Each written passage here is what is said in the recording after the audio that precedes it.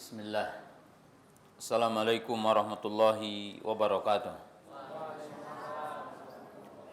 Alhamdulillah hamdan katsiran tayyiban mubarakan fi kama yuhibbu rabbuna wa yardah. Asyhadu an la ilaha illallah wahdahu la syarikalah wa asyhadu anna Muhammadan abduhu wa rasuluh. Wassalatu wassalamu ala Rasulillah wa ala alihi wa ashabihi wa man tabi'ahum bi ihsanin ila yaumiddin. Ya ayyuhalladzina amanu taqullaha haqqa tuqatih wa la tamutunna illa wa antum muslimun. Kaum muslimin, para jamaah, para penuntut ilmu yang dirahmati Allah Subhanahu wa taala, pemirsa MGI TV yang dirahmati Allah taala, para pendengar Radio Ridul Jannah yang semoga Allah taala senantiasa merahmati kita dan memberkati kita. Pertama, marilah kita untuk senantiasa bersyukur kepada Allah Subhanahu wa taala yang senantiasa menganugerahkan kepada kita berbagai nikmat, terutama nikmat iman, nikmat Islam, nikmat kita berada di atas sunnah Rasulullah sallallahu alaihi wasallam, dan nikmat sehat, sehingga pada kesempatan pagi yang berbahagia ini, di hari yang mulia ini, di hari Jumat yang mulia ini, kita dapat berkumpul di masjid yang mulia ini, di tempat yang mulia ini, dalam rangka kita thalabul ilmi, mudakaratul ilmi. Kaum muslimin, para jamaah, para ibu, para bapak yang saya hormati, pada kesempatan pagi yang berbahagia ini, di hari Jumat yang mulia ini, bahasan yang kita akan bahas adalah berkaitan dengan bagaimana kita sebagai seorang muslim menyempurnakan keislaman kita.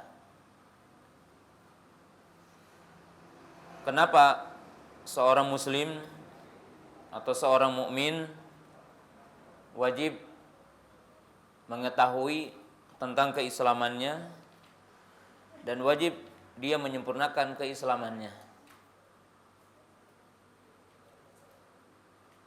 Hal ini karena keislaman orang-orang muslim bertingkat-tingkat. Keislaman seorang mukmin tidak sama satu dengan yang lainnya. Maka oleh sebab itu, hendaklah kita memahami bagaimana menjadi muslim yang sempurna. Dan tidak setiap orang masuk Islam lalu ia menyempurnakan keislamannya. Lihatlah kepada 3 hadis ini sebagai dasar dalil dalam pembahasan kita di kesempatan pagi yang berbahagia ini. Hadis yang pertama itu hadis Abu Sa'id Al-Khudri, diriwayatkan oleh Imam Muslim dan yang lainnya.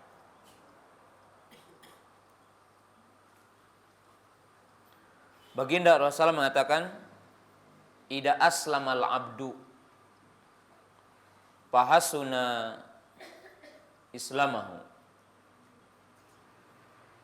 yukaffirullahu anhu kullu sayyi'atin zalafaha."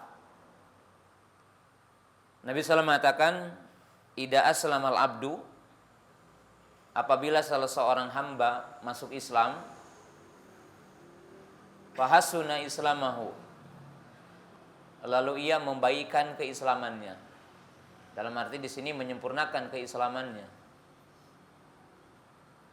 Maka Allah akan menghapus semua kesalahan, semua keburukan yang pernah ia lakukan sebelum masuk Islam. Jadi dalam hadis ini dengan begitu tegas ya, bahwa keislaman seorang muslim bertingkat-tingkat. Karena ada orang yang masuk Islam tapi tidak membaikkan keislamannya. Dari sisi yang kita akan bahas, melaksanakan perintah Allah, menjauhi larangan Allah. Ada orang muslim tapi banyak melanggar perintah Allah. Ada orang muslim tapi banyak melanggar larangan Allah, berarti ia tidak menyempurnakan Islamnya. Nah, ini hadis yang pertama. Hadis yang kedua, bahwa Nabi Shallallahu Alaihi Wasallam itu menjelaskan dalam hadis yang diriwayatkan oleh Imam Bukhari, itu hadis Abdullah bin Amr bin As, dan hadis Abu Musa, bahwa Nabi SAW bersabda, dan ada sahabat bertanya, ayul islami khairun? Qala tut'imu ta'ama wa taqra'u as-salama ala man arafta wa malam ta'rif. Nabi SAW ditanya, Islam yang mana yang paling baik?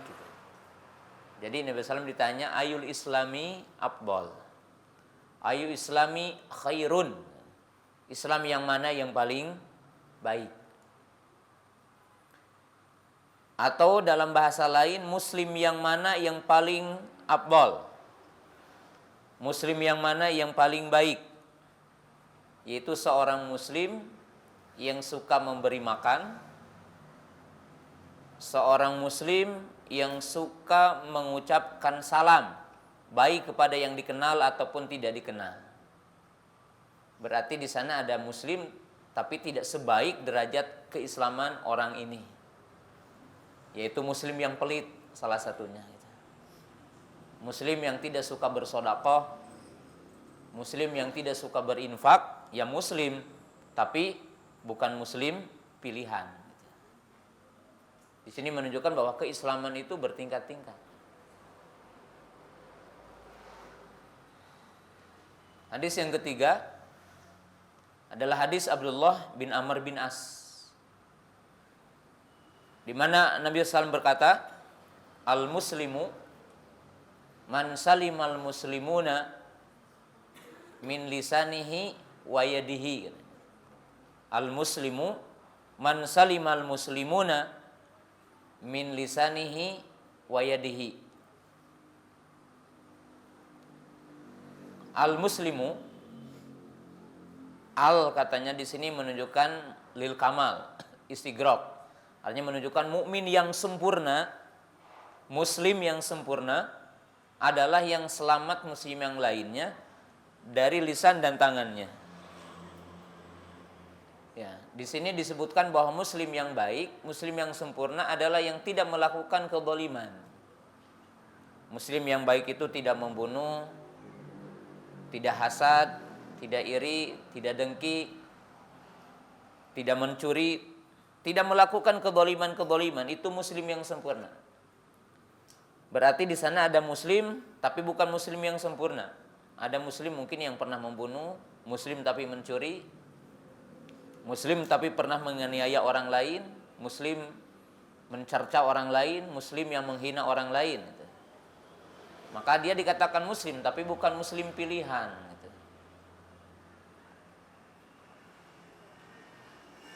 Dan diikutkan hadis keempat terakhir. Nah, ini ketika mendefinisikan muslim. Jadi sejumlah hadis ini Nabi SAW mendefinisikan muslim, Islam dan tingkatannya. Nabi SAW bersabda, min husni islamil mar'i tarkuhu ma la ya'ni. Baginda Nabi SAW mengatakan, di antara kesempurnaan keislaman seseorang adalah meninggalkan sesuatu yang tidak bermanfaat.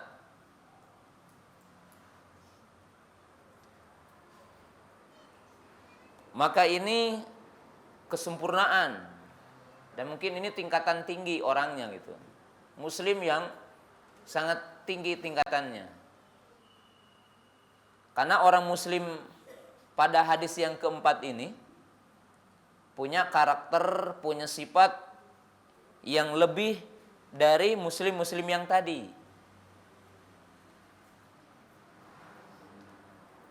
Kalau orang muslim jaga sholat 5 waktu, tidak minum khamar, tidak mencuri, ya muslim, bagus, jelas. Tapi ketika ia juga menjaga dirinya untuk tidak menyakiti orang lain, akan sempurna. Karena dia baik muamalah dengan Allah, juga dia baik muamalah dengan manusia. Dia melakukan kebaikan-kebaikan, memberi makan, mengucapkan salam, tidak melakukan kezaliman, maka ini muslim baik. Muamalah dengan Allah benar, muamalah dengan manusia pun benar. Lalu disebutkan ada keislaman yang keislaman ini bisa dikatakan paling tinggi. Artinya orang yang bertauhid, orang beriman dan punya derajat paling tinggi. Yaitu orang yang mampu meninggalkan sesuatu yang tidak bermanfaat. Hatta tolabul ilmi, antum pelajar. Apa? Tidak melakukan sesuatu yang tidak memberi manfaat dunia atau akhirat. Sehingga bisa dikatakan begini dalam bahasa lain, ucapannya, perbuatannya terukur dengan menilai dua maslahat. Maslahat dunia, maslahat akhirat. Dalam arti orang mukmin yang baik ini, kalau dalam bahasa kita orang Sunda, mual aya pagawean anu eueuh maknana gitu. Ini tingkat tinggi gitu mukminnya gitu. Dia selalu melihat, bahkan dalam bahasa ininya memprediksi gitu ya. Dia melihat bukan seperti kacamata kuda. Kalau kacamata kuda kan melihatnya satu, baik, tapi tidak banyak kebaikannya gitu. Kalau dia melihat ada pekerjaan yang baik tapi banyak kebaikan yang dibuahkan dari perbuatan itu, dia akan selalu mendahulukan ini. Ketimbang ada perbuatan baik tapi pengaruhnya cuma satu atau dua, dia akan mendahulukan ini. Kenapa? Min husni islamil mar'i tarkuhu ma la ya'ni. Nah, ini mukmin yang hebat gitu ya. Orang mukmin yang mulia. Tidak ada orang yang kongko-kongko gitu ya. Enggak mungkin. Ada orang yang diam-diam di depan rumah gitu ya, harian, yang cuma dia minum kopi, minum teh gitu. Orang mukmin tidak mungkin. Karena ada dalil min husni islamil mar'i tarku ma la ya'ni. Bukan berarti minum kopi tidak boleh, bukan. Tapi orang mukmin melakukan sesuatu yang paling mulia. Nah, dari hadis-hadis yang tadi disebutkan sekitar 4 hadis, itu menuntut setiap di antara kita itu memahami bagaimana seorang muslim itu menyempurnakan Islamnya. Hakikat keimanan dan keislamannya. Bahkan Nabi SAW menyatakan dalam hadis yang lain, dan semakna dengan hadis-hadis yang tadi disebutkan 4, Nabi SAW mengatakan, khairukum hiyarukum fil jahiliyah hiyarukum fil Islam. Idza fuqihu. Orang-orang yang menjadi pilihan di masa jahiliyah akan menjadi orang baik ketika dia masuk Islam. Maksudnya apa? Apabila di masa jahiliyahnya dermawan, orang baik, baik sama tetangga, baik sama orang tua, ketika dia masuk Islam akan menjadi manusia pilihan juga. Dalam arti karakter itu tetap ada gitu. Tapi akan menjadi manusia pilihan idza fuqihu kalau dia faqih kepada agama gitu. Kalau dia tahu kepada agama Islam. Nah, para ibu, para bapak yang saya hormati, nah di kesempatan yang mulia ini saya ingin menjelaskan poin-poin penting bagaimana orang muslim menyempurnakan keislamannya. Karena keislaman itu ada tahapannya. Orang-orang muslim, orang-orang mukmin itu punya tingkatan yang berbeda satu dengan yang lainnya. Bagaimana kita menyempurnakan keislaman dan keimanannya?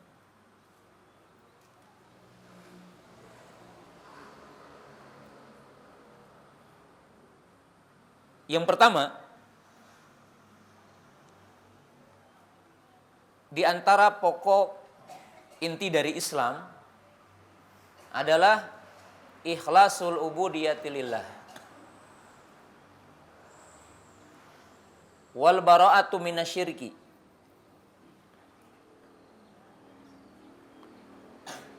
Ini adalah poin yang pertama dan kedua. Inti dari keislaman dan inti dari hakikat Islam adalah mengikhlaskan ibadah kepada Allah dan menjauhi kesyirikan. Nah, kalau ini dinamakan syarat sahnya Islam. Jadi yang pertama dan yang kedua ini adalah merupakan syarat sahnya Islam. Poin yang pertama ini didefinisikan oleh Nabi SAW langsung, yaitu di dalam hadis Jibril. Ketika Nabi SAW sedang duduk dengan para sahabat, lalu datanglah seseorang yang rambutnya hitam sekali, rapi. Kemudian bajunya putih bersih. Lalu dia mendekatkan lututnya dengan lutut Nabi SAW, lalu meletakkan tangannya di pahanya seraya berkata, "Ya Muhammad, akhbirni anil Islam." Wahai Muhammad, habarkan kepadaku tentang Islam. Faqala Nabi SAW, al-Islamu an tashhada alla ilaha illallah. Maka Nabi SAW mengatakan Islam adalah engkau bersaksi tidak ada yang berhak disembah kecuali Allah. Maka ini adalah gerbang yang pertama tentang Islam, yaitu ikhlasul ubudiyati lillah. Wal bara'atu minasyirki. Islam itu definisinya adalah mengikhlaskan ibadah kepada Allah dan menjauhi kesyirikan. Maka makna hadis yang tadi, ida aslamal abdu fahassuna islamahu. Jika seorang hamba masuk Islam, lalu dia membaikkan keislamannya, maka yang pertama adalah membaikkan tauhidnya, membetulkan akidahnya. Jadi pemirsa yang dirahmati Allah Ta'ala, para pendengar radio Redul Jannah yang dirahmati Allah Ta'ala, prinsip yang pertama dan bagian yang pertama dari hakikat Islam adalah ikhlasul ubudiyati lillah, mengikhlaskan ibadah kepada Allah dan menjauhi bentuk-bentuk kesyirikan.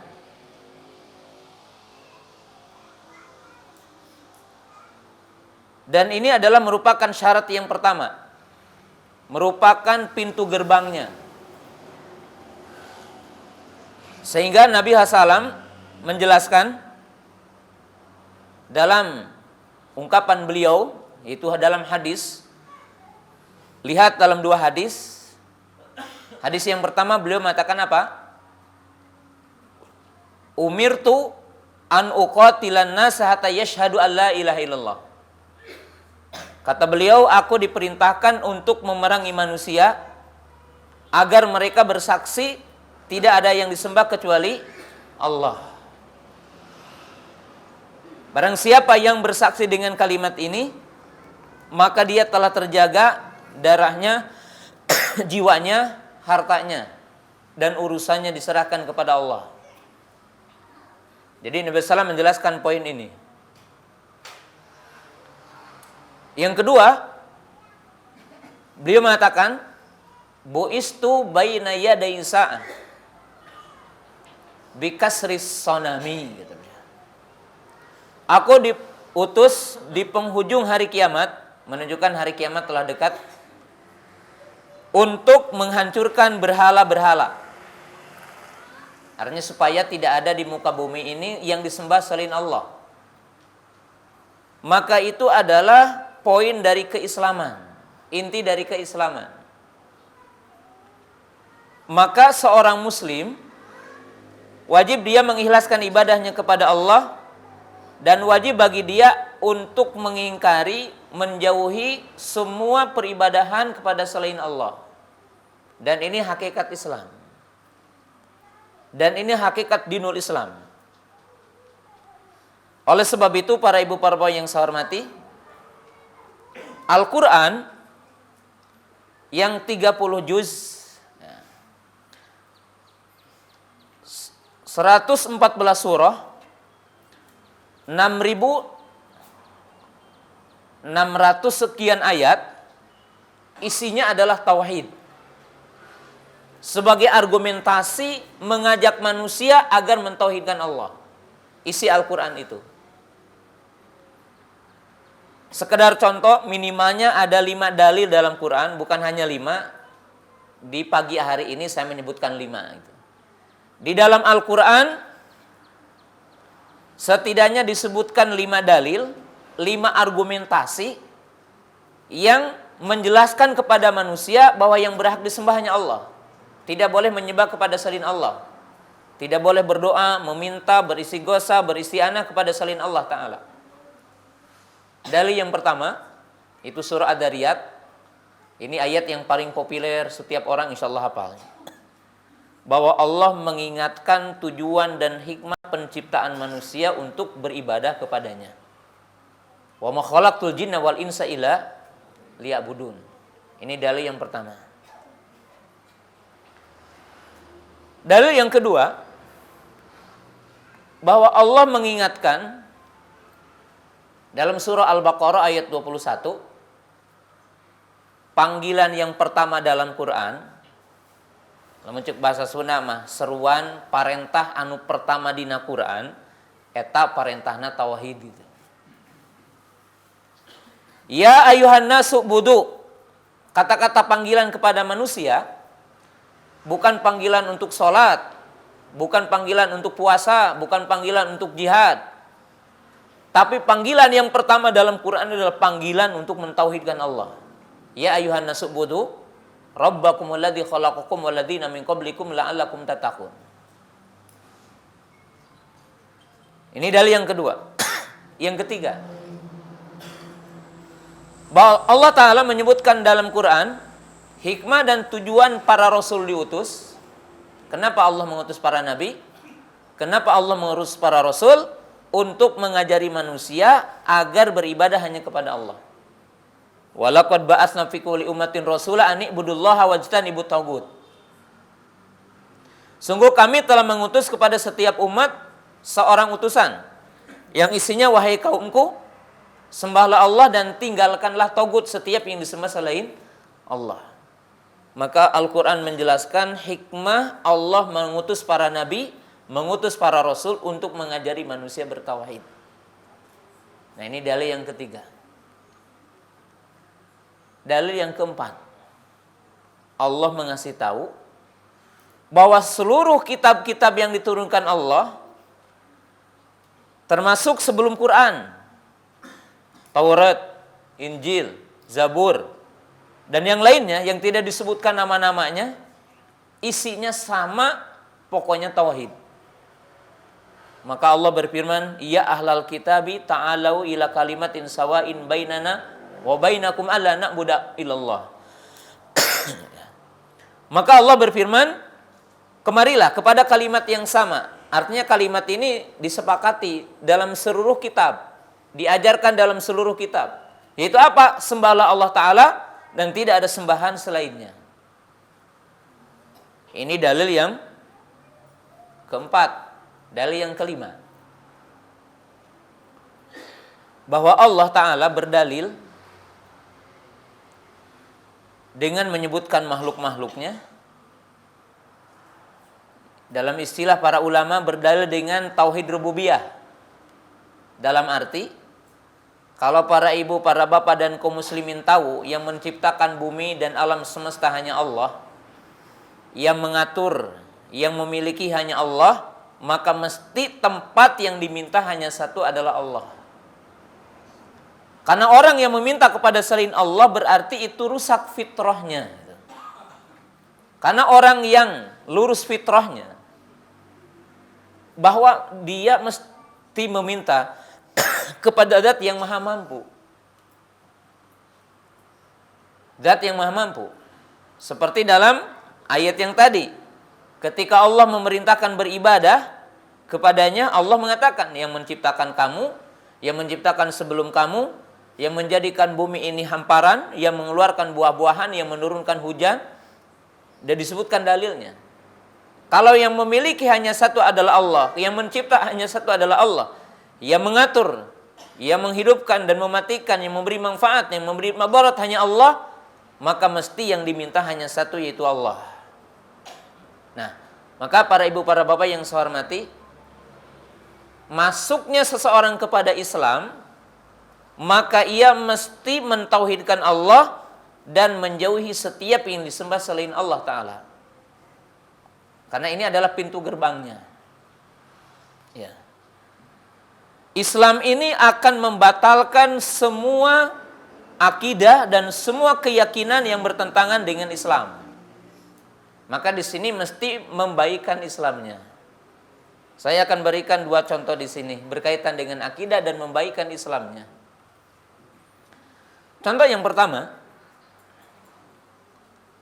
ketika terjadi gerhana bulan dan gerhana matahari, dan pernah terjadi gerhana matahari di zaman Nabi Sallam. Lalu ada keyakinan orang-orang jahiliyah bahwa gerhana itu karena ada keistimewaan orang besar. Ima karena lahirnya seseorang atau karena matinya seseorang. Itu dalam keyakinan jahiliyah. Ketika meninggal dunia putra baginda Nabi SAW itu Ibrahim, maka orang-orang jahiliyah itu mereka mengatakan gerhana ini karena matinya orang besar. Ya, kalau kita juga mungkin dulu orang-orang di kampung meyakini gerhana bulan itu karena bulan akan ditelan oleh apa? Oleh ular besar. Apa namanya? Ular naga ya. Sehingga ada keyakinan mesti kita menyuarakan pentungan-pentungan. Ya, harus apa? Kohkol ditakolan, piring ditakolan gitu ya. Ember ditakolan supaya apa? Supaya terjadi.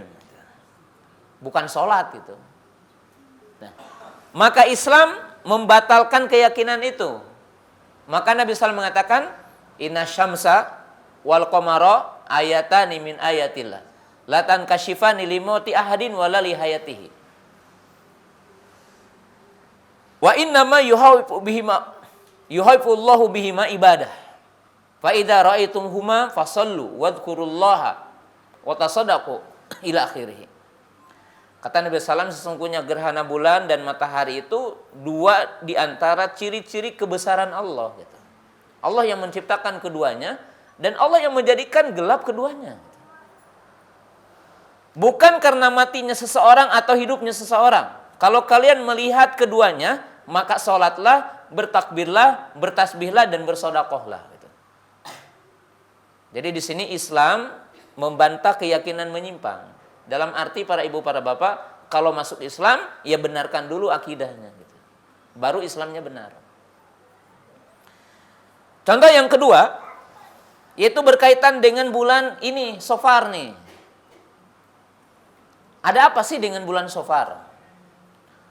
Bukan hanya kita di Indonesia, keyakinan bulan Safar dari dulu diyakini sebagai bulan sial. Jadi sebagai bulan sial. Maka banyak orang-orang yang tidak mau menikahkan putrinya atau anaknya atau tidak mau mengkhitan anaknya, bahkan tidak melakukan seperti membangun di bulan Safar nanti sial katanya. Buka toko di bulan Safar sial, menikah di bulan Safar sial. Dan ada keyakinan yang dinamakan Rebo Wakasan, yaitu Rebo terakhir. Di mana pada malam Rebo Wakasan itu diyakini turun wabah penyakit ya sekitar 320.000 penyakit katanya. Lalu apa? Ditolak bala. Dengan apa? Ada sholat 4 rakaat dengan membacakan surah Al-Kautsar 17 kali ya. Kemudian membaca surah 15 kali, kemudian muawwidhatain ini surah Al-Ikhlas ya 15 kali, dan surah muawwidhatain ini Qul a'udzu birabbil falaq, qul a'udzu birabbin nas 1 kali. Setiap rakaatnya begitu. Lalu membaca doa khusus. Nah, keyakinan ini menyimpang karena yang memiliki madarat manfaat adalah Allah. Maka Nabi SAW mengatakan, la adwa wala tiyarata wala hamata wala safara. Maka Nabi SAW membantah keyakinan ini, diluruskan. Apa kata beliau? Tidak ada adwa, tidak ada penyakit menular. Tapi bukan berarti menafikan penyakit menular secara mutlak. Yang dimaksud bahwa Nabi SAW mengatakan penyakit semuanya datang dari Allah. Bukan penyakit menularkan sendirinya. Tapi itu adalah dengan iradah dan kudrah Allah. Dengan kehendak Allah dan dengan kekuasaan Allah. Yang kedua, tidak ada tatoyur. Tatoyur itu menisbatkan kesialan kepada selain Allah. Seperti dengan suara, ya, dengan yang dilihat, ya, seperti umpamanya ma'ruf di kita, tatoyur ini ada orang yang merasa sial dengan nomor anu, hari anu dan sebagainya. Itu terlarang dalam Islam. Kemudian walahama. Hamah ini sejenis kalau kita di Indonesia adalah jenis burung. Burung hantu atau burung cincung cuing. Ini dalam adat jahiliyah juga ada dulu, bahwa orang yang mati itu ruhnya bisa hinggap di burung itu, atau merupakan malapetaka. Kalau ada di rumah seseorang, umpamanya di suhunan seseorang, suhunan itu atap, maka hinggaplah burung itu, maka dianggap bahwa itu adalah pembawa sial. Orang Sunda kan suka bilang, kalau kamu bangok, cina, kemana kasabrang ke Palembang, ali balik mau kerupuk gitu. Itu sering diungkapkan itu ya, mengusir burung itu. Maka Nabi SAW mengatakan, lah, maka katanya tidak ada burung ini bawa sial, nggak ada. Kan kita juga suka ada ya dulu, kalau ada burung cincin-cincin, eta ainu maut cina kita. Pasti eta tatidima eta ainu maut gitu kan. Itu keyakinan yang menyimpang. Kemudian wala safaro, dan tidak ada sial dengan bulan, katanya bulan Safar tidak membawa sial. Semua bulan baik kata Nabi SAW. Semua bulan adalah baik. Tidak boleh orang menganggap di bulan Safar itu bulan wabah, bulan penyakit, ya. Maka jamaah yang dirahmati Allah tidak boleh. Nah, jadi pelajaran yang pertama dan yang kedua ini menunjukkan ketika orang masuk Islam, sempurnakan keislamannya.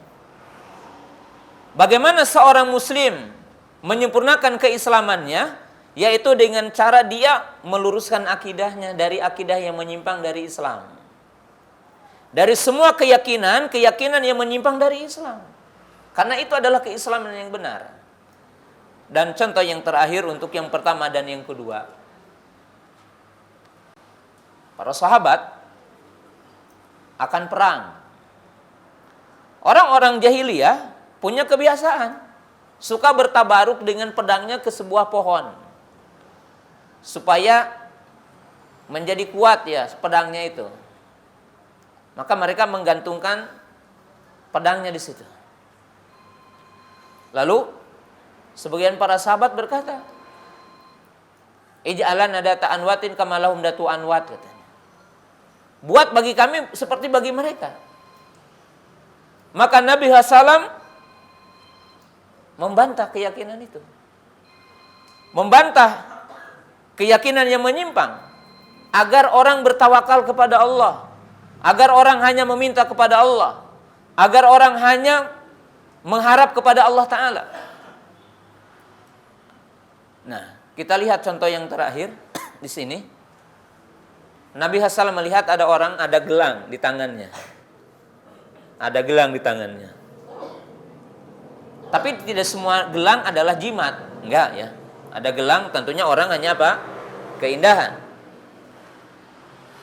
Tapi di zaman itu identik bahwa orang memakai gelang, biasanya gelangnya gelang jimat gitu. Maka Nabi SAW mengatakan, mahada, apaan ini?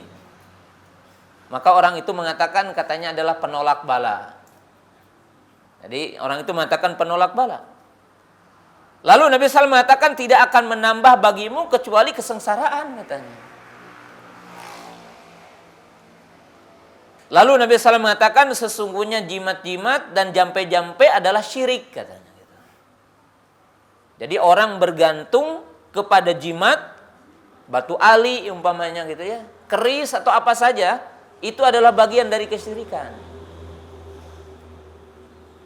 Maka Nabi SAW membetulkan Islamnya. Karena orang masuk Islam mesti membenarkan Islamnya. Ida aslamal abdu fahasuna islamahu. Dan yang pertama harus diislamkan adalah apa? Akidah. Yaitu apa? Mengikhlaskan ibadah kepada Allah dan menjauhkan diri dari bentuk apa? Kesyirikan. Jadi sampai hal-hal terkecil itu diingkari oleh Nabi Sallallahu Alaihi Wasallam. Nah, ini bagian yang pertama dan kedua. Nah, sekarang bagian yang ketiga dan keempat. Apa itu Islam? Dan bagaimana kita menyempurnakan keislaman kita? Maka Nabi SAW mengatakan al-Islamu antashhada alla ilaha illallah wa anna Muhammadar Rasulullah. Maka gerbang keislaman dan bagaimana orang muslim menyempurnakan keislaman adalah al-mutaba'ah wal bara'atu minal ibtida fi dinillah. Nah, bagian yang ketiga dan yang keempat dari bagian Islam dan merupakan gerbang keislaman adalah mengikuti Nabi SAW dan berlepas diri dari bid'ah. Nah, ini tuntutan Islam. Jika orang itu masuk Islam dan mengakui dirinya sebagai Muslim, mesti bagi orang itu mengimani Nabi kita Muhammad SAW, mengikuti syariatnya, mengikuti sunnahnya, dan menjauhi perkara-perkara yang menyelisihi syariatnya. Maka dengan itulah kata para ulama, Islam itu istislam lillah bitauhid wal inqiyadu lahu bita'ah. Ini adalah poin yang kedua. Lihat dalam surah An-Nisa ayat 65. Fala wa rabbika la yu'minuna hatta yuhaqqimuka fima syajara bainahum.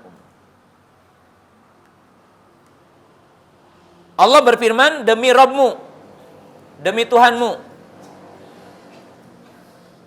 sesungguhnya mereka tidak dianggap beriman.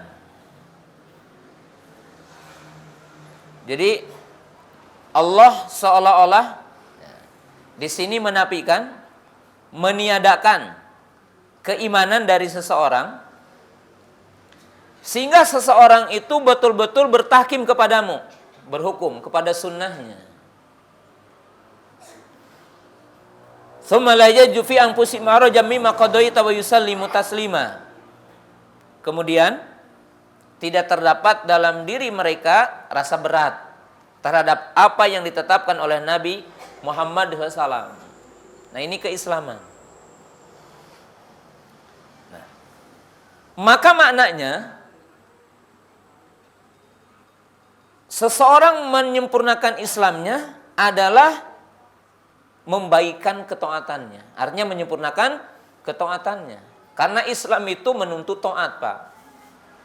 Islam itu menuntut setiap mukmin tunduk kepada dalil, tunduk kepada syariah. Nah, coba lihat dalam beberapa ayat ketika Allah berfirman, "Wa man ahsanu dinan mimman aslama wajhahu lillah." Wa man ahsanu dinan. Siapa yang paling baik agamanya? Mimman aslama wajhahu lillah. Daripada orang-orang yang menghadapkan wajahnya kepada Allah. Artinya apa? Di sini menyempurnakan ketaatannya kepada Allah. Ya, jadi orang muslim itu orang yang selalu dia melaksanakan perintah Allah, menjauhi larangan-larangan Allah Ta'ala. Karena ini adalah ukuran dari kesempurnaan Islam seseorang. Ya, dari kesempurnaan Islam seseorang. Mutaba'atus sunnah, mutaba'atul rasul, mengikuti apa yang datang dari Nabi Shallallahu Alaihi Wasallam. Ya. Makna dalam poin yang kedua dan ketiga dan keempat ini, para ibu, para bapak dan pemirsa yang dirahmati Allah Ta'ala, ketika orang mengatakan ana muslim dan saya masuk Islam, maknanya bahwa dia telah ridho dengan semua aturan yang ada dalam Islam, dengan semua perintah-perintah yang ada dalam syariat ini, dengan semua larangan-larangan yang ada dalam syariat ini, dan dia akan mencukupkan dengan semua apa yang datang dari Nabi SAW, karena ini adalah keislaman yang sempurna. Ya. Saya akan memberikan beberapa contoh di sini. Ketika Nabi SAW mengajari para sahabat ridwanullahi ta'ala alaihim, dan contoh-contoh ini menjadi contoh yang sangat mulia bagi kita, dan bagaimana juga contoh-contoh dari perjalanan para sahabat ridwanullahi ta'ala alaihim. Ketika Nabi SAW datang ke Madinah, maka orang-orang Madinah itu, Aus dan Khazraj, punya ritual tahunan, yaitu memperingati apa yang mereka peringati dari bentuk-bentuk hari raya yang mereka lakukan, yaitu yang dikenal dengan Yaumul Bu'ats, hari kemenangan mereka. Lalu Nabi SAW mengatakan, sesungguhnya Allah telah mengganti bagi kalian 2 hari ini dengan 2 hari yang lebih baik, Yaumul Id wa Yaumul Fitri, Yaumul Adha wa Yaumul Fitri, katanya. Maka Nabi SAW mengatakan, sesungguhnya Allah telah mengganti 2 hari ini dengan 2 hari yang lebih baik. Apa itu? Idul Fitri dan Idul Adha. Berhari rayalah di 2 hari itu. Dan kalian jangan mengikuti hari raya orang-orang jahiliyah. Pemirsa yang dirahmati Allah Ta'ala, ini menunjukkan bahwa orang mukmin ketika masuk Islam, maka dia harus merasa puas dengan syariat Islam, dengan apa yang diajarkan oleh Nabi SAW. Jangan mengambil yang lainnya, gitu. Karena ini tuntutan keislaman seseorang. Jadi tuntutan keislaman seseorang. Ini contoh yang pertama. Contoh yang kedua. Kaum muslimin, pemirsa yang dirahmati Allah Ta'ala,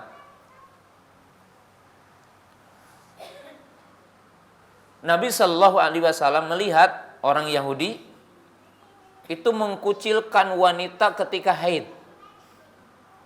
Tidak boleh, para ibu, tidak boleh wanita yang sedang haid dalam ajaran Yahudi duduk bersama, minum bersama, makan bersama, dikucilkan. Dan dalam ajaran yang lain membolehkan wanita yang sedang haid dijima. Nah, ini dalam keyakinan orang-orang Nasara. Maka Islam datang dengan syariat yang pertengahan, isna'u kulla syai'in ila nikah. Lakukan segala sesuatu kecuali nikah. Artinya yang dilarang itu adalah nikah, yang dilarang itu jima saja. Maka Islam itu syariat pertengahan.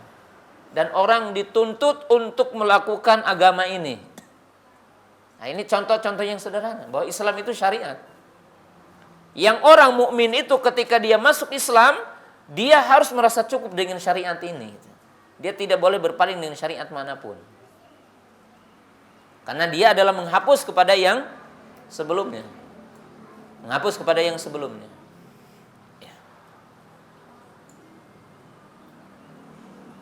Contoh yang ketiga, Nabi Shallallahu Alaihi Wasallam mengajarkan kepada para sahabat Dan waktu itu ada Umar. Umar radhiyallahu ta'ala anhu, beliau sedang memegang, mungkin kalau di kita, helaian-helaian yang di situ adalah Taurat. Jadi helaian-helaian tulisan tentang kitab terdahulu, yaitu Taurat. Maka Nabi SAW berkata, celaka wahai Umar. Gitu. Tapi bukan doa di situ, bukan agar Umar celaka.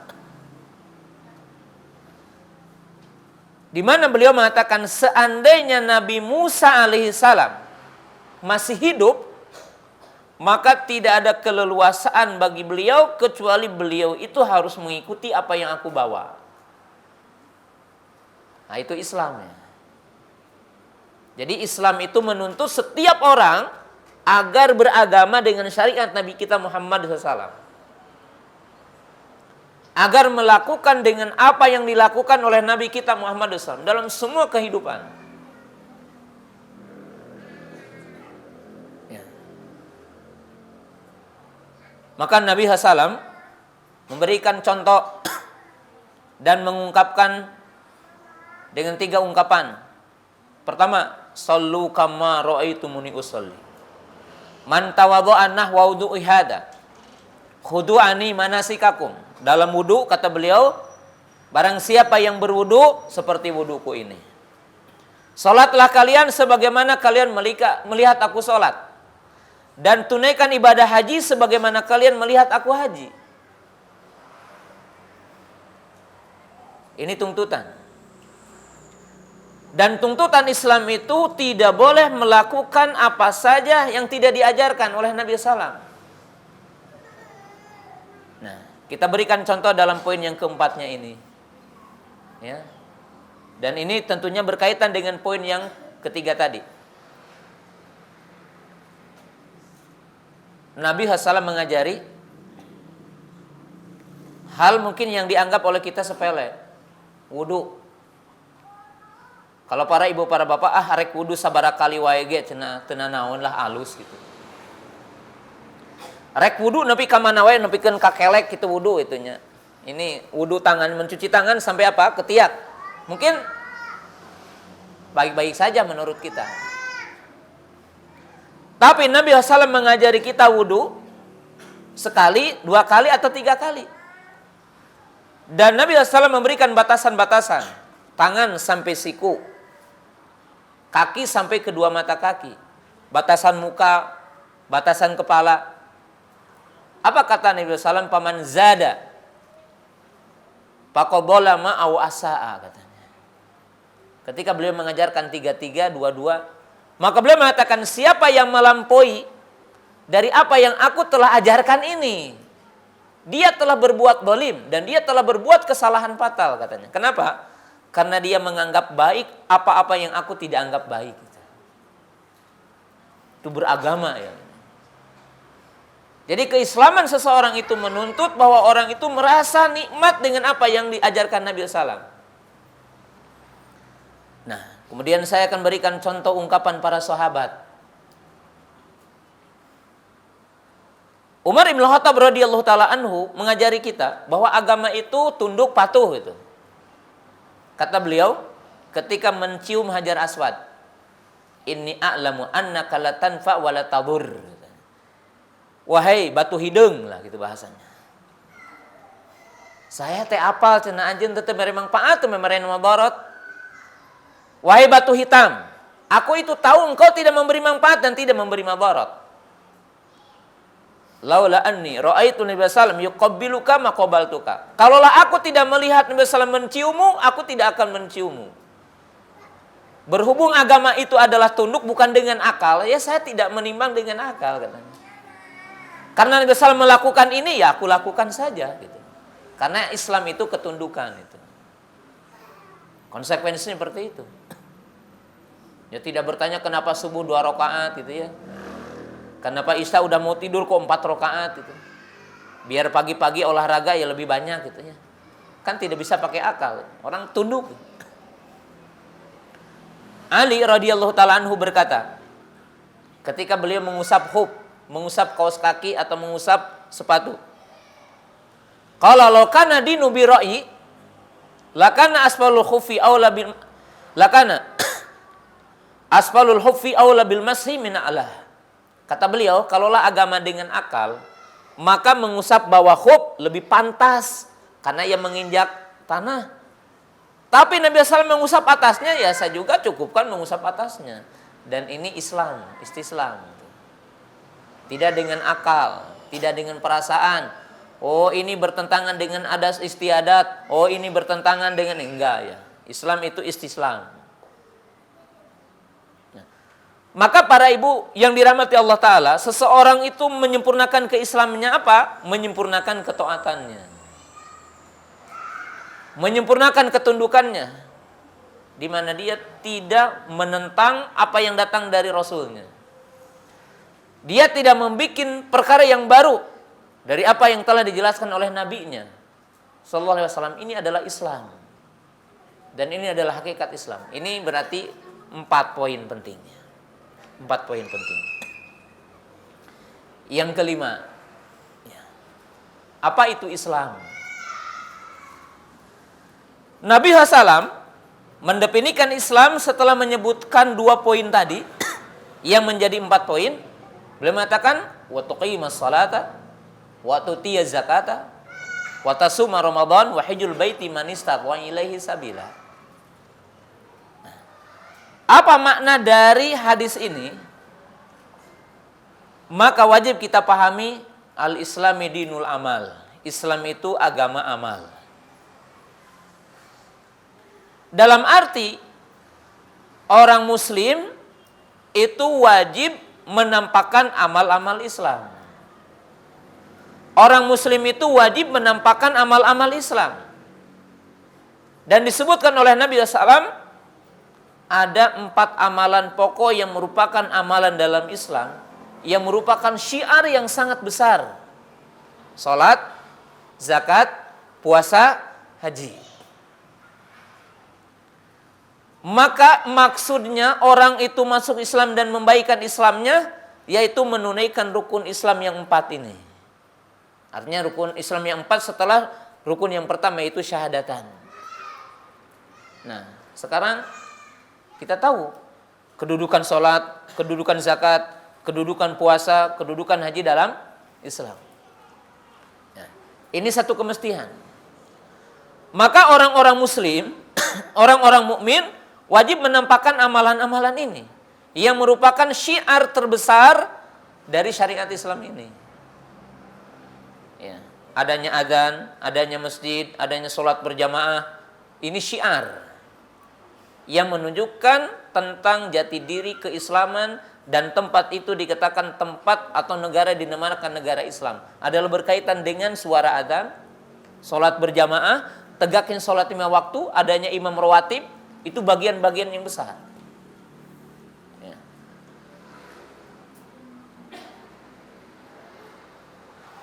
Tentunya di sini dipertanyakan, jika orang mengaku muslim tapi tidak sholat, mengaku muslim tetapi dia tidak zakat, mengaku muslim tetapi dia tidak puasa, mengaku muslim tapi dia tidak menunaikan ibadah haji walaupun dia udah punya dan punya perlengkapan, maka di sini dipertanyakan keislamannya.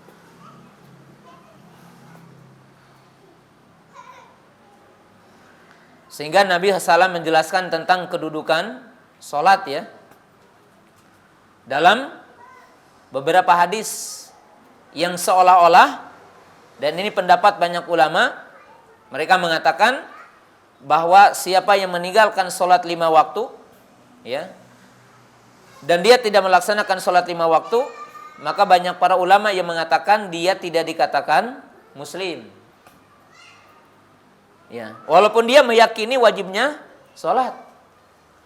Karena banyak hadis di mana Nabi SAW mengatakan pembeda antara iman dengan kufur adalah sholat. Ikatan antara kami dengan mereka adalah sholat. Barang siapa yang meninggalkan sholat maka dia adalah kafir. Ya. Maka para ibu, para bapak yang saya hormati, ya, apa yang dimaksud dengan Islam? Islam adalah menampakkan amal Islam. Apa itu muslim? Orang muslim mesti menampakkan amal-amal Islam.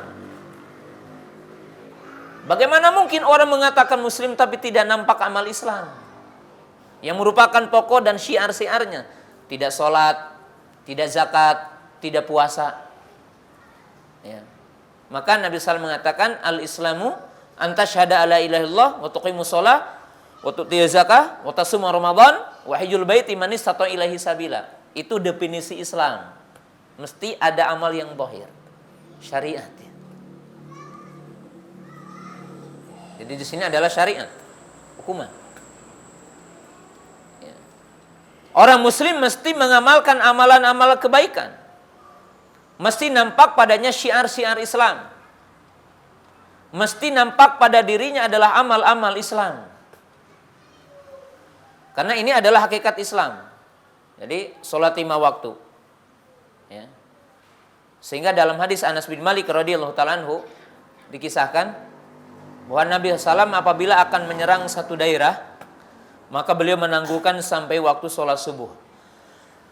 Jika terdengar suara adzan, maka tidak jadi diserang daerah itu. Dan jika tidak terdengar suara adzan, maka diseranglah daerah itu. Bahkan Allah Subhanahu wa taala mengaitkan sholat ini dengan semua ibadah. Ya, sholat dalam Al-Qur'an begitu jelasnya. Nah, ini adalah bagian yang kelima. Jadi Islam ini harus nampak padanya amal Islam. Harus nampak padanya syiar-syiar Islam. Karena ini adalah bagian dari keislaman dan hakikat dari keislaman. Nah, kemudian yang keenam, ya, di antara bagian yang terpenting dari hakikat Islam dan bagaimana orang muslim menyempurnakan keislamannya. Maka jamaah yang dirahmati Allah Subhanahu wa taala, Allah Subhanahu wa taala menyebutkan 3 ayat dalam Al-Qur'an yang berkaitan dengan Islam. Jadi Allah Ta'ala menyebutkan 3 ayat di antaranya berkaitan dengan Islam. Ayat yang pertama berbunyi, Inna dina indallahil Islam. Inna dina indallahil Islam. Wa makhtalafa alladhina utul kitaba illa min ba'di ma jahumul ilmu baghyan bainahum. Wa may yakfur bi ayatillah fa innallaha sari'ul hisab. Surah Al-Imran ayat 19. Inna dina indallahil Islam. Ayat yang kedua, ayat 85-nya, wa may yabtaghi ghairul islam madina fala yuqbala minhu wa huwa fil akhirati minal khasirin. Ayat yang ketiga, surah Al-Maidah ayat 3. Al-yawma akmaltu lakum dinakum wa atmamtu alaikum ni'mati wa raditu lakumul islam madina. Ya. Kaum muslimin pemirsa yang dirahmati Allah Ta'ala, dalam 3 ayat ini kita akan membahas poin yang ke-6 dari poin-poin yang tadi saya sebutkan. Jadi dari poin-poin yang tadi saya sebutkan. Di mana poin yang kelima, Islam adalah agama amal. Dalam arti orang yang mengaku muslim harus nampak pada orang itu adalah amal-amal Islam. Amal-amal yang diajarkan dalam Islam, yang merupakan pokok-pokoknya, nampak dalam dirinya. Orang muslim tidak sholat, bagaimana itu? Orang muslim tidak berzakat, bagaimana itu? Orang muslim tidak puasa, bagaimana? Orang muslim tidak mau menunaikan haji, bagaimana? Karena Islam itu adalah amal tadi. Nah, pada ayat yang disebutkan 3 tadi, kita akan berbicara poin yang ke-6. Tentang hakikat keislaman. Pertama, pada poin yang ke-6 ini, orang-orang Yahudi dan Nasrani, mereka pun mengklaim beriman kepada Allah. Bahkan ada yang mengklaim mereka pun Islam. Salah satu buktinya, saya kemarin pergi ke Palu. Salah satunya mengunjungi tempat musibah, yaitu di Balaroa, sebelum ke daerah Potobo. Di situ ada seseorang, ya, dia orang asing, ya. Lalu memberikan pertanyaan kepada saya. Dikira saya dia Muslim. Dia bertanya, menurut Ustadz, dia panggil saya Ustadz, penyebab bencana ini apa? Lalu saya jelaskan bahwa ini akibat maksiat dan seterusnya, disebutkan dalilnya. Dan belum merekam ucapan saya. Saya juga tidak bisa bahasa Inggris, tapi bisa sedikit-sedikit. Saya bertanya, "You Muslim?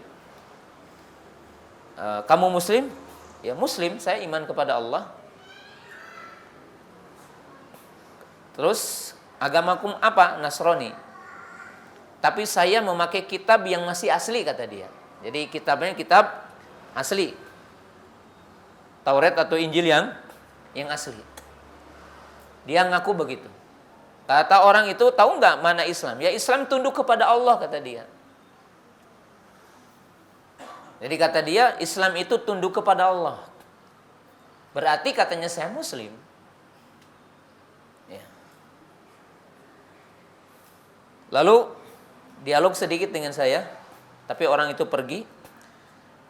Jadi kamu belum Muslim? Ya belum, kata. Maksudnya dia tidak masuk agama Islam, tapi saya Muslim. Nah baru saya bilang, kalau Anda betul-betul mengklaim, mengamalkan kitab yang asli, bukankah dalam kitab yang asli itu menceritakan akan datang Nabi yang terakhir? Di mana Al-Quran mengatakan ya'rifunahu kama ya'rifuna abna'ahum. Mereka mengenali tentang kenabian Muhammad seperti mereka mengenali tentang anaknya. Berarti saya bilang, kamu dusta mengamalkan kitab kamu. Karena kitab kamu mesti mengimani kitab setelahnya. Yang kedua, saya bilang, Anda Muslim kalau tidak diutus Nabi yang terakhir. Dalam arti orang yang mentauhidkan Allah dan beriman kepada Nabi Musa di zaman Nabi Musa, dia Muslim. Dan orang yang beriman kepada Allah dan beriman kepada Nabi Ibrahim di zaman Nabi Ibrahim, dia Muslim. Karena seluruh para nabi berkata, "Wa umirtu an akuna minal muslimin." Wa sabiha Ibrahimu bani wa Yaqub ya baniya innallaha astafa lakumuddin fala tamutunna illa wa antum muslimun.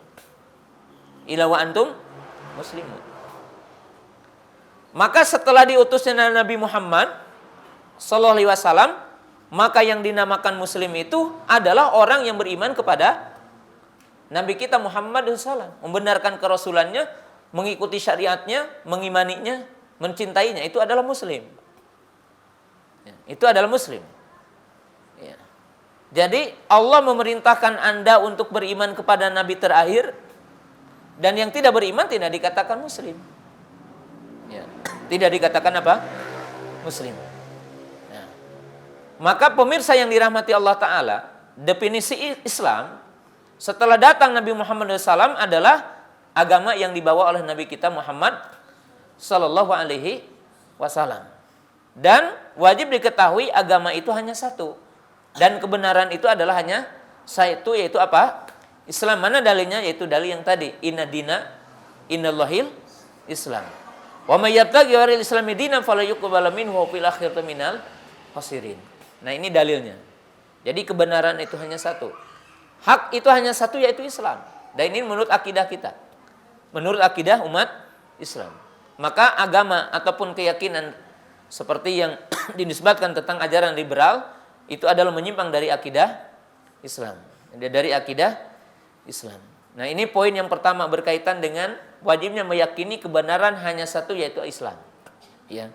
Dan manusia tidak dikatakan Muslim sehingga dia membenarkan Nabi kita Muhammad SAW, mengimaninya, mengikutinya. Kemudian yang kedua dari poin yang keenam ini, bahwa orang muslim wajib meyakini agama yang dibawa oleh Nabi SAW itu agama yang universal. Apa artinya universal itu? Agama untuk semua manusia, agama untuk semua negara, agama untuk semua bangsa, agama untuk semua manusia. Agama Islam bukan untuk orang Arab, agama Islam bukan untuk satu kelompok, tapi agama Allah untuk penghuni bumi ini. Sebab Allah berfirman, inna dina indallahil Islam, wa may yabtaghi ghairil Islam madina falyuqbalu minhu wa fil akhirati minal khasirin. Nah, maka tidak ada penisbatan Islam, Islam Arab, Islam Perancis, Islam Nusantara umpamanya, enggak ada. Islam itu satu. Dan itu yang wajib kita imani dari 3 ayat ini. Kemudian yang ketiga, yang terakhir, dalam poin yang keenam ini, bagaimana kita menyempurnakan keislaman kita? Yaitu dengan cara kita meyakini bahwa Islam itu sempurna dan cocok untuk setiap waktu dan tempat. Jadi syariat Islam ini, aturan-aturan yang ada dalam syariat Islam ini adalah sempurna. Artinya semua yang dibutuhkan oleh manusia telah ada dalam Islam. Dan Islam ini cocok untuk setiap waktu dan tempat. Dalam arti kalau kita mengamalkan isi Islam di negara manapun, maka itu akan membawa kemaslahatan dan kebaikan dan akan menghilangkan kemadaratan. Nah, ini adalah bagian yang sangat penting tentang Islam. Nah, keislaman seseorang itu akan cacat dan tidak dikatakan Islam yang benar kalau tidak poin tadi itu tidak ada. Umpamanya orang mengatakan boleh sekarang beragama selain dengan agama Islam dan Allah akan menerimanya. Itu bertentangan dengan ketiga ayat ini. Yang kedua, kalau ada orang yang mengatakan Islam ini hanya untuk bagian orang saja, bukan untuk semua manusia di muka bumi, maka dia pun menyimpang. Kalau ada orang mengatakan sebagian hukum Islam ini udah tidak relevan lagi hari ini, sebagian syariat ini tidak pantas diterapkan hari ini, tidak cocok dengan waktu dan zaman, maka sungguh Islamnya tidak benar. Karena orang Islam itu wajib meyakini semua syariat Islam itu maslahat dan menolak madarat. Nah, ini adalah bagian yang ketiga dari poin yang keenam ini. Nah, kemudian bagian yang ketujuh, ya. Bagian yang ketujuh tentang Islam. Ya. Jadi bagian yang ketujuh tentang Islam. Apa itu Islam? Kaum muslimin jamaah yang dirahmati Allah Ta'ala, Islam itu adalah dinul akhlak. Islam itu adalah agama akhlak. Ya. Apa tuntutan orang Islam? Apa tuntutan orang mukmin? Orang mukmin dituntut untuk menyempurnakan akhlaknya dengan sesama manusia, dengan sesama makhluk. Ya. Maka para ibu, para bapak yang saya hormati, lihat dengan hadis-hadis yang tadi, bahwa Nabi SAW berkata, ayul islami khair, Islam yang mana yang baik katanya. Tut'imu ta'ama wa taqra'us salama ala man arabta wa malam ta'rib. Islam yang mana yang paling sempurna? Orang muslim yang suka memberi makan. Jadi orang muslim itu mesti dermawan, baik gitu ya. Ini muslim. Bukan pelit, Pak. Bukan pelit, Bu. Muslim itu yang mana? Muslim yang suka mengucapkan salam, baik yang dikenal ataupun tidak dikenal. Kenapa Nabi SAW menyebutkan poin penting ini? Jamaah yang dirahmati Allah Ta'ala, kata para ulama, kenapa Nabi SAW menyebutkan memberi makan sebelum memberi salam katanya? Sebab memberi makan itu memberikan keselamatan kepada tubuh manusia ya. Orang yang kelaparan tidak mati disebabkan dikasih makan. Maka ini kemuliaan, keagungan bagi seorang.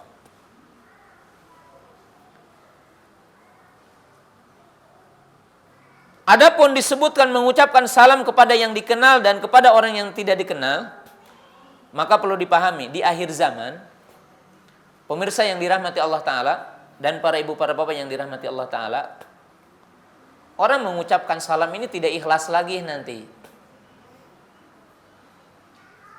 Banyak orang mengucapkan salam punya tujuan-tujuan tertentu. Contoh, maaf ya, orang di dunia bisnis menjadikan wajahnya ceria. Kenapa? Supaya banyak pengunjung itu kan. Kita bikin punya restoran atau apa gitu. Semua pekerjaannya dibikin wajahnya berseri, mengucapkan salam, selamat pagi, selamat siang. Kenapa? Urusannya dunia gitu. Bahkan di antara kita juga ingin mengucapkan salam kalau ingin kenalan. Coba atum datang umpamanya apa? Di terminal atau di mana? Assalamualaikum. Ketika apa? Punten bade naros gitu. Jadi mengucapkan salam karena ingin kenalan. Kalau tidak ada kebutuhan tidak perlu mengucapkan salam. Are-are we gitu. Ternyata memang susah ya. Nabi SAW menyebutkan kalimat ini. Kata beliau, kesempurnaan Islam itu mengucapkan salam kepada yang dikenal atau tidak dikenal. Karena di akhir zaman ini orang mengucapkan salam karena ada kebutuhan saja. Ya, ada kebutuhan. Assalamualaikum punten bade naros. Kalau tidak bertanya mah tidak mengucapkan salam. Ya. Kemudian Nabi SAW mengatakan dalam hadis yang tadi, al-muslimu man salimal muslimuna min lisanihi wa yadihi. Muslim yang sempurna itu adalah orang yang mukmin yang lainnya selamat dari tangannya dan lisannya. Tidak mencaci, tidak menggibah, tidak namimah, tidak mengadu domba, ya. Tidak menuduh orang lain, tidak berdusta. Kemudian apa? Tangannya selamat, tidak menyakiti orang lain. Ini muslim yang sempurna. Ya. Kaum muslimin jamaah yang dirahmati Allah Ta'ala. Kalau kita melaksanakan Islam seperti apa yang dituntut di sini, coba sekarang antum punya mobil, knalpotnya gede gitu kan, bong bong bong bong suaranya, itu menyakiti orang lain, telinga orang lain bising semuanya gitu kan. Anak muda punya motor, motornya apa? Knalpotnya dibikin besar suaranya. Ya, orang lagi tidur, orang lagi belajar, orang lagi taklim, ada orang sakit, semuanya tersakiti. Nah, Islam mengajarkan kesempurnaan. Islam yang sempurna itu, muslim yang sempurna adalah orang yang tidak pernah menyakiti orang lain. Dengan apa? Lidahnya, dengan tangannya. Ini Islam yang sempurna. Ya. Maka orang yang melakukan kekerasan, radikalisme, bom bunuh diri itu bukan bagian dari Islam. Coba kalau kita perhatikan hadis-hadis ya. Kita dilarang kencing di air yang tergenang. Itu dilarang dalam Islam, kencing di air yang tergenang. Umpamanya antum ya, kita di kampung-kampung ini, di gunung umpamanya atau di tempat mana saja ada sumur. Dilarang kita kencing di situ. Kenapa? Memudaratkan orang lain. Nabi SAW melarang orang itu kencing di lubang-lubang, liang kasir, liang bonce gitu kan. Kenapa? Karena itu tempat jin katanya.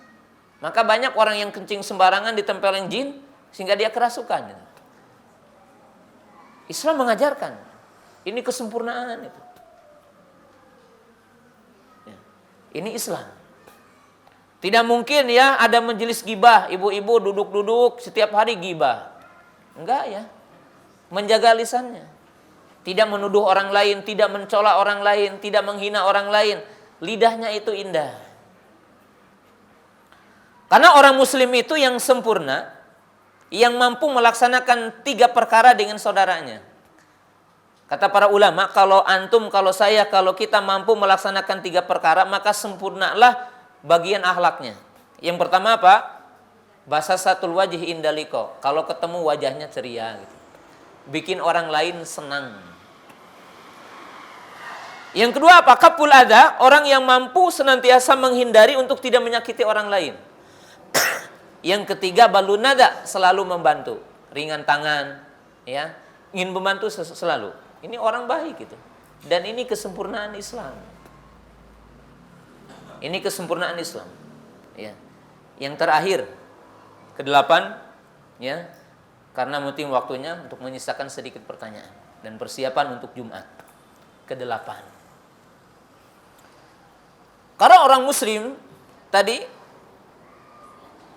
menjaga akidahnya, tauhidnya, tunduk kepada syariat, melaksanakan syiar-syiar Islam.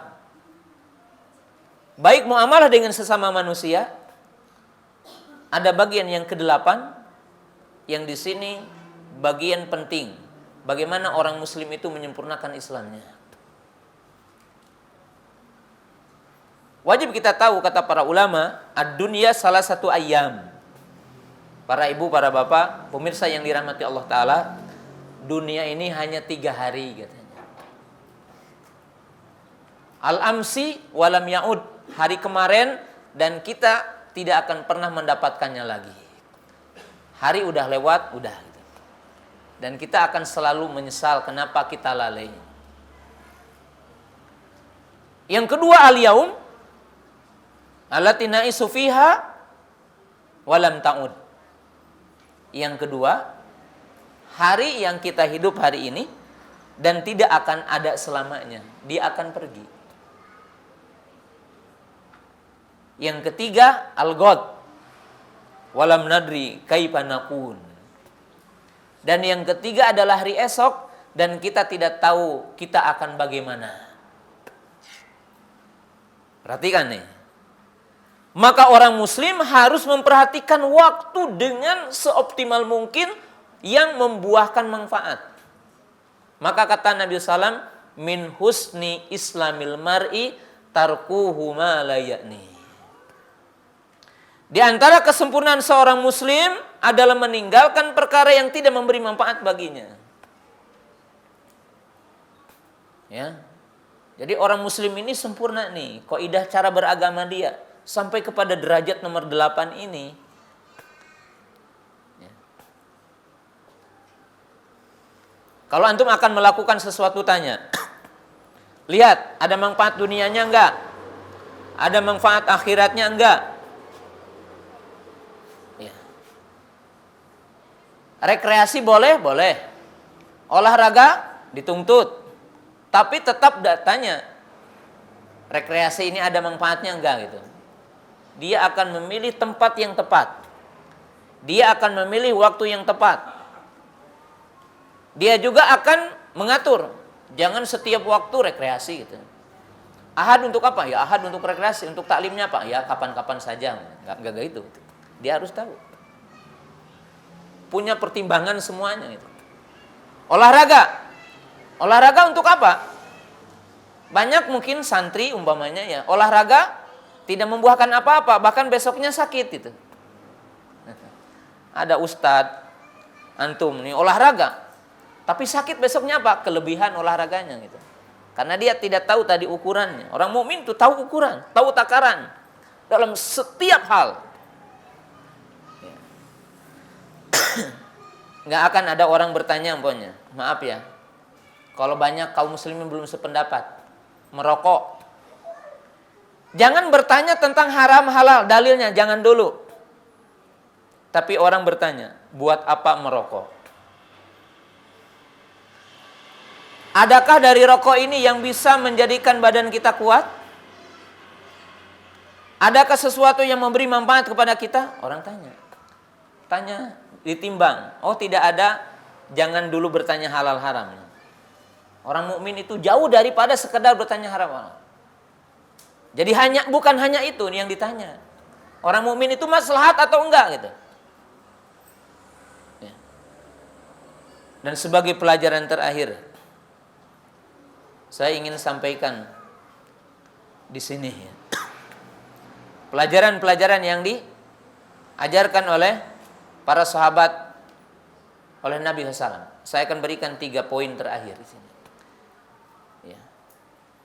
Nabi Shallallahu Alaihi Wasallam dengan para sahabat diberikan gambaran tentang kehidupan mereka. Kisah yang sangat menakjubkan ketika para sahabat berada di pasukan perang dan mereka sedang siap-siap untuk masuk ke areal perang. dan mereka sedang mengkonsumsi butiran-butiran dari kurma. Dan mereka sedang memegang tangkaian kurma. Lalu Nabi SAW telah mengumandangkan untuk menyerang musuh. Lalu mereka bertanya, "Ya Rasulullah, kemana tempat kembali kami jika kami mati syahid?" Maka baginda Nabi SAW mengatakan, surga balasan bagi orang yang mati syahid. Maka para sahabat ini begitu mendengar ucapan ini, maka mereka melemparkan kurma-kurmanya. Jadi kurma yang ada di tangannya dilemparkan. Dan mereka bergegas masuk ke medan jihad, menyerang musuh, kemudian mereka mati syahid. Jadi lihatlah para sahabat ini, mereka tidak ingin surga itu dipisahkan dengan butiran-butiran kurma itu.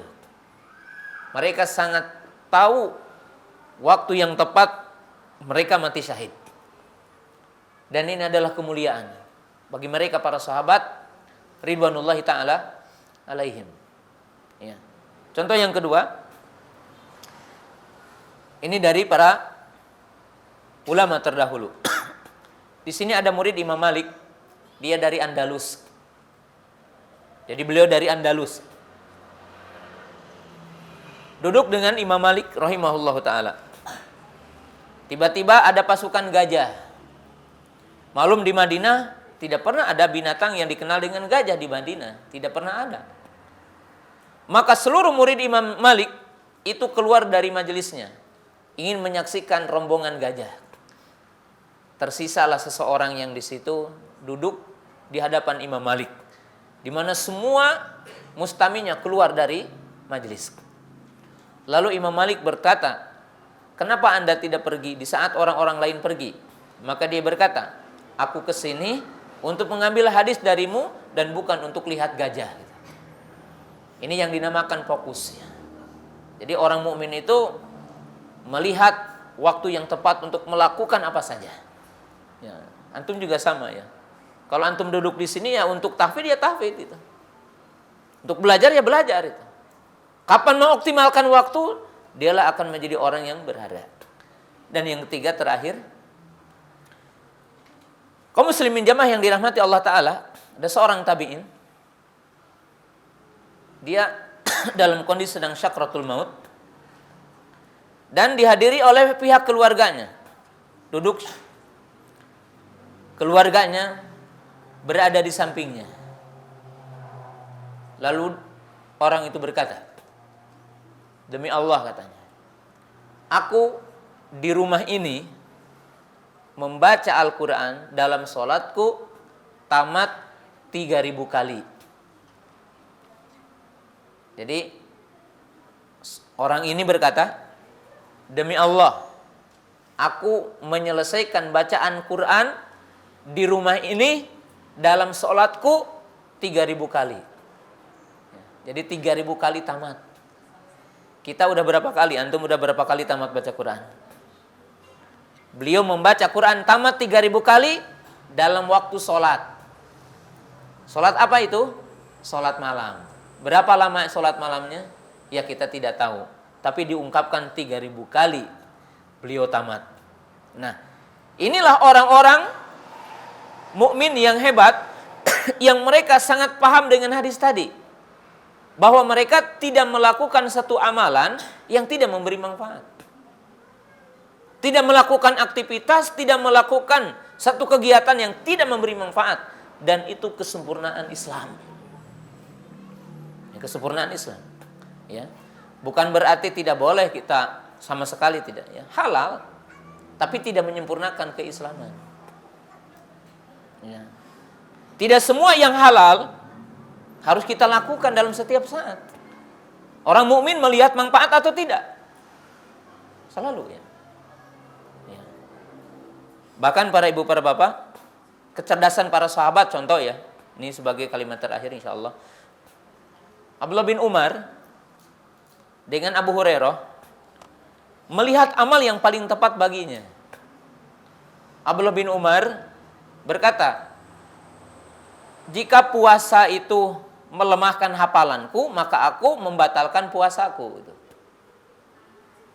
Jadi menunjukkan ketika beramal melihat manfaatnya. Puasa sunnah pahalanya. Tapi menghafal hadis terkadang lebih afdal daripada puasa. Kenapa? Karena menghafal hadis itu menjaga agama. Maka beliau mendahulukan menghafal hadis ketimbang puasa. Di saat itu menunjukkan orang beramal yang paling baik di antara semua amal yang baik. Apalagi yang tidak baik, apalagi yang tidak bermanfaat ditinggalkan bagi orang mukmin. Kemudian Abu Hurairah mengatakan, jika aku menghafal hadis di waktu malam, maka aku tidak melakukan sholat malam. Dan aku sering melakukannya sholat duha katanya. Sholat malam baik nggak? Baik. Tapi kenapa Abu Hurairah meninggalkan sholat malam? Demi hafalannya. Jadi dalam beramal memilih yang terbaik. Dan ini kesempurnaan Islam. Para ibu, para bayi yang saya hormati, demikianlah apa yang saya bisa sampaikan di kesempatan pagi yang berbahagia ini. Ya, mungkin sampai di sini, dan jika ada pertanyaan 1-2 pertanyaan, maka dipersilahkan. Ya, pertanyaannya mungkin tinggi mana kedudukan imam atau kedudukan apa? Muadzin. Imam sholat ya, dengan muadzin. Apakah tinggi kedudukan muadzin atau tinggi kedudukan imam? Ya, ada perkataan Umar radhiyallahu taala anhu yang mengatakan, kalaulah aku tidak sibuk dengan urusan negara, maka aku ingin jadi muadzin. Ya. Ucapan Umar bin Khattab radhiyallahu taala anhu, wallahu taala alam, tidak menunjukkan kedudukan menjadi imam, termasuk Amirul Mukminin, menjadi khalifah, itu di bawah kedudukan muadzin, tidak ya. Ya. Dan ungkapan Umar pun tidak menunjukkan bahwa imam sholat di bawah kedudukan muadzin. Tetap wallahu alam kedudukan imam lebih tinggi dari kedudukan apa? Muadzin. Hanya saja adzan banyak keutamaan. Jadi adzan itu banyak keutamaannya, dan orang yang beradzan juga mendapatkan banyak keutamaan. Ya, salah satu keutamaannya bahwa Nabi SAW mengatakan, tidaklah seseorang beradzan lalu terdengar oleh pepohonan, bebatuan, semut-semut, dan seluruh binatang kecuali mereka akan bersolawat baginya. Jadi sejauh suaranya terdengar, maka sebanyak itu juga makhluk yang akan bersolawat baginya, yaitu berdoa bagi muadzin, ya, sebagaimana disebutkan dalam hadis. Kemudian Nabi SAW mengatakan, al-muadzzinuna atwalu anaqun yaumal qiyamah. Para muadzin itu akan menjadi orang yang panjang lehernya nanti yaumal qiyamah. Ya, panjang lehernya mengandung makna, karena kita nanti yaumal qiyamah ini akan mendapatkan dahsyatnya matahari panas, sehingga setiap orang akan berkeringat, dan setiap di antara kita akan bermandikan keringat tergantung amalnya. Ya, ada yang sampai ke 2 mata kakinya, ada yang sampai ke lututnya, ada yang sampai di betisnya, ada yang sampai di pinggangnya, ada yang bermandikan keringat. Nah, para muadzin ini akan diselamatkan nanti yaumul qiyamah karena mereka akan mendapatkan naungan Allah Ta'ala. Jadi hadis-hadis itu menyebutkan keutamaan muadzin, tapi tidak menunjukkan bahwa muadzin lebih mulia dari imam. Wallahu Ta'ala a'lam. Ya,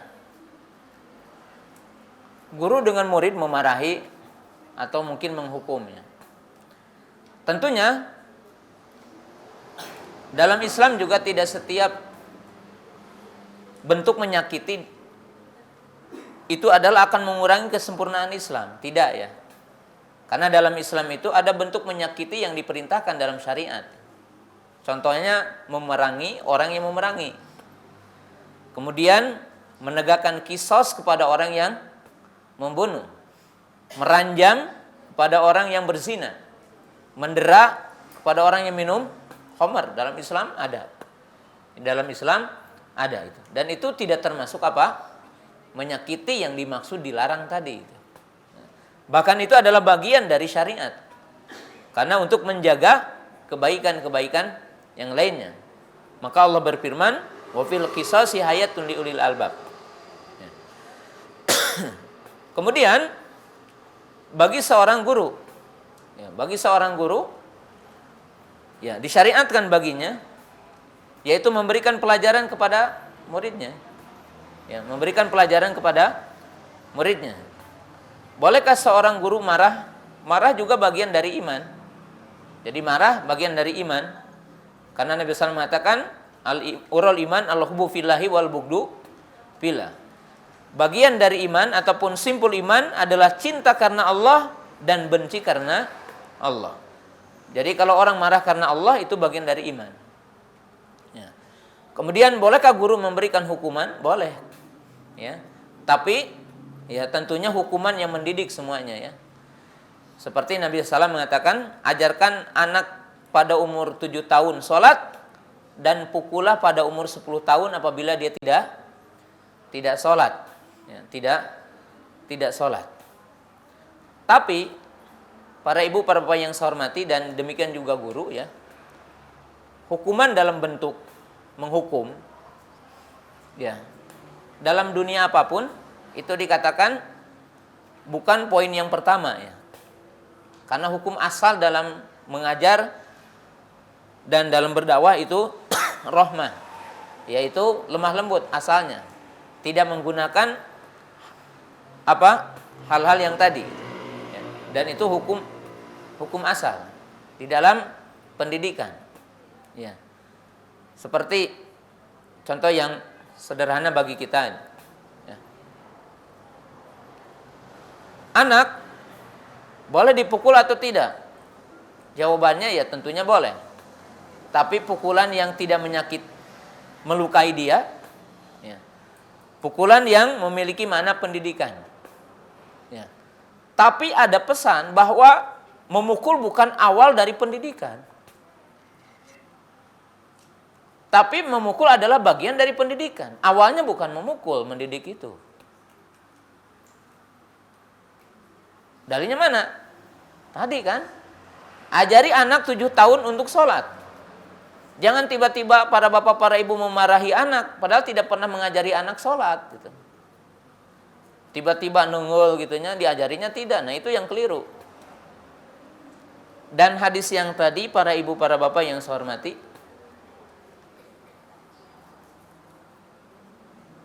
tugas orang tua adalah mengajari anak sholat. Jadi anak sholat bisa seyogianya bukan di pesantren, bukan di madrasah, bukan di sekolah gitu ya. Yang wajib mengajari anak sholat itu adalah ibu dan bapaknya gitu. Dan ini kewajiban pokok bagi kedua orang tua ya. Jadi bagi kedua orang tua ya. Saya akan berikan 3 contoh ini ya. Dari pertanyaan tadi mungkin seorang guru ya. Kalau contoh yang pertama, kalau antum pulang kerja, ya, dari kantor atau dari mana saja, pulang ke rumah, lalu mendapatkan anak belum siap berwudu dan belum pergi ke masjid,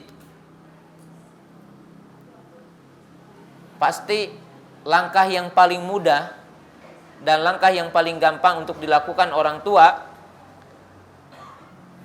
dengan kata-kata kepada anak. Ya, imam mengatakan sholat siah maneh gitu kan, orang Sunda gitu. Pasti kata-kata yang paling sederhana begitu. Wudu siah gitu.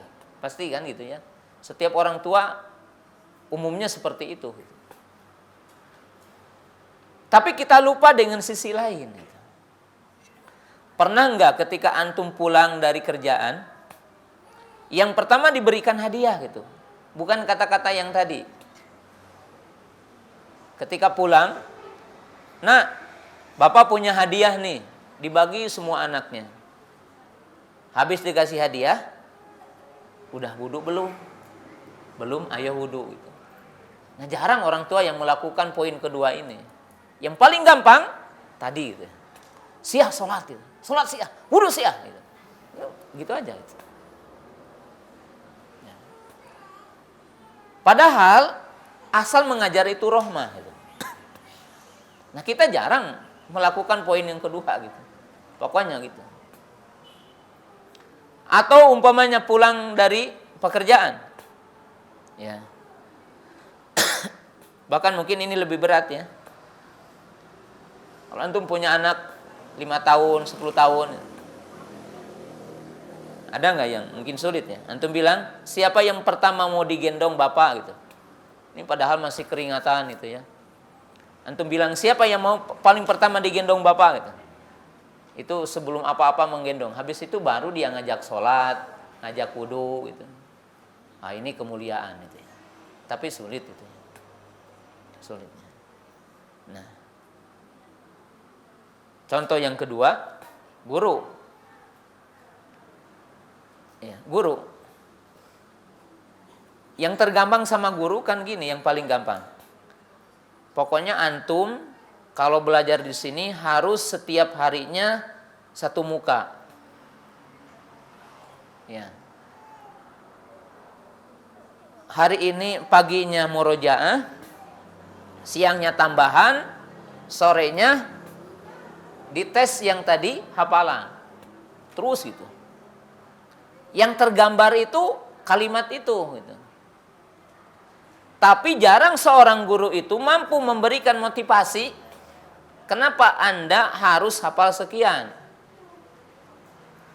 Dengan seperti apa Anda bisa hafal sekian.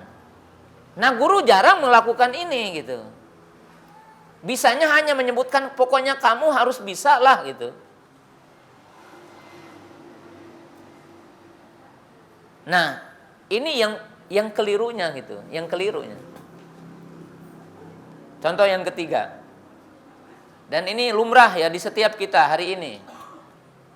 Antum pingin sehat anak antum, anak saya juga pingin sehat sama ya. Ini contoh. Kadeknya ulah meli cirengnya gitu. Kadeknya ulah meli iya gitu. Gitu aja gitu. Pokoknya kata-katanya larangan saja, bukan cireng itu tidak boleh dibeli, contoh gitu lah.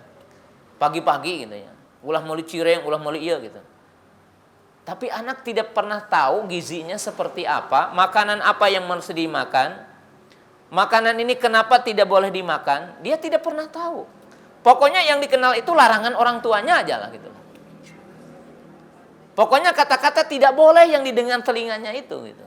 Mereka tidak pernah tahu alasannya gitu.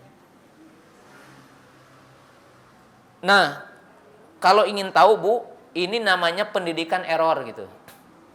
Dan akan menghasilkan orang-orang yang error gitu. Mereka tidak pernah tahu harus makan apa. Seperti antum dulu ya gitu.